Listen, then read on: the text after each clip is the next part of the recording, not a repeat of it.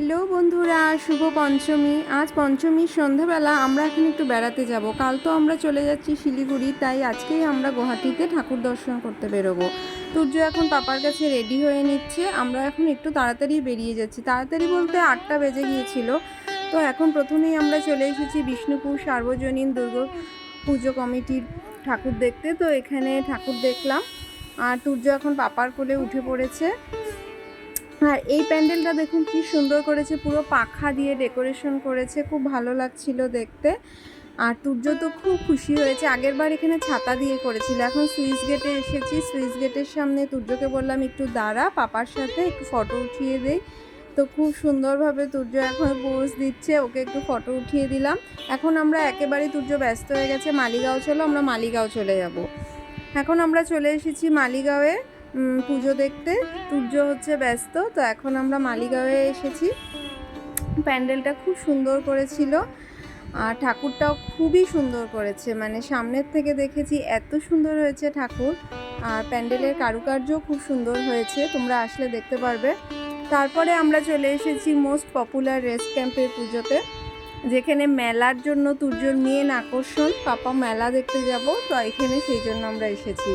আমরা প্রত্যেকবারই মালিগাঁওয়ের রেস ক্যাম্পের পুজোতে তো আসি, মানে এটা আমাদের একদম কমন। যেহেতু এখানে মেলা থাকে, সূর্য তো খুব খুশি। আর প্রচণ্ড ভিড়, এখানে এসে মনে হচ্ছে যে দুর্গা পুজো। রেস ক্যাম্পে এত ভিড় হয়েছিল, আর দুর্গা পূজার সময় ভিড় না থাকলে তাহলে আর পুজো দেখার আনন্দটাই কি। তো এখন আমরা চলে এসেছি, হাঁটতে হাঁটতে যাচ্ছি। প্যান্ডেলটাও খুব সুন্দর হয়, প্রত্যেকবারই এখানে প্যান্ডেল প্রতিমা খুবই সুন্দর হয়, বলার কিছু না।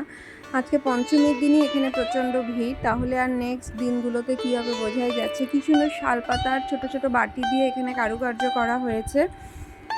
তারপরে আমরা এখন ঠাকুর দেখে, বাইরেটাও খুব সুন্দর করেছে, একটু মা কালীরও দর্শন করে নেব।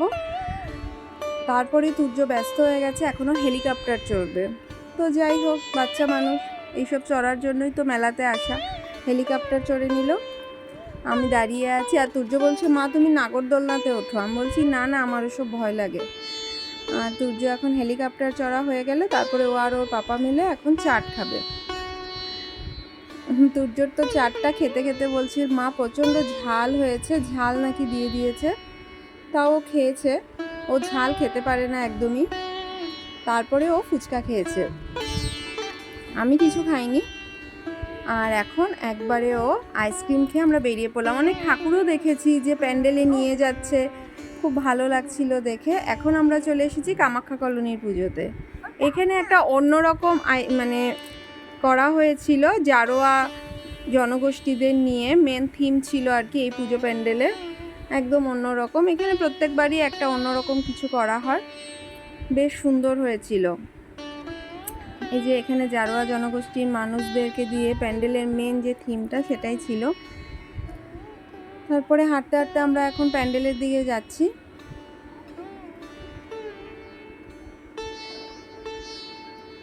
আজকে যদি আমরা ঠাকুর না দেখি তাহলে তো আমরা কালকেই বেরিয়ে পড়ছি, তা সেই জন্য আজকে আমরা পঞ্চমীর থেকেই ঠাকুর দেখা স্টার্ট করি গুয়াহাটিতে। মালিগাঁওয়ে কিন্তু প্রত্যেকটা প্রতিমা খুব সুন্দর হয়েছে, আর প্যান্ডেলগুলোও খুব সুন্দর করেছে, না বললেই নয়। মানে এত সুন্দর হয়েছে প্রতিমাগুলো, প্রত্যেকটাই অন্যরকম। সামনের থেকে দেখলে আরও তোমরা ভালোভাবে বুঝতে পারবে।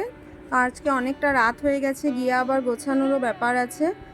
তো আজকের মতন এখানেই টাটা, তাড়াতাড়ি করে যাচ্ছি, অনেকটা রাত হয়ে গেছে। আর পুজো দেখতে গেলে তো রাত হবেই। তো আজকের মতন ব্লগটা এখানেই শেষ করছি। আর যাওয়ার সময় ব্রহ্মপুত্রের পাড় দিয়ে যাচ্ছিলাম, এত ভালো লাগছিল, ঠান্ডা ঠান্ডা হাওয়া, আর নদীর পাড় দিয়ে এই রাস্তাটা হওয়ার পরে এত ভালো লাগে। আর ওই পারে দেখো দুর্গাপুজো দেখা যাচ্ছে।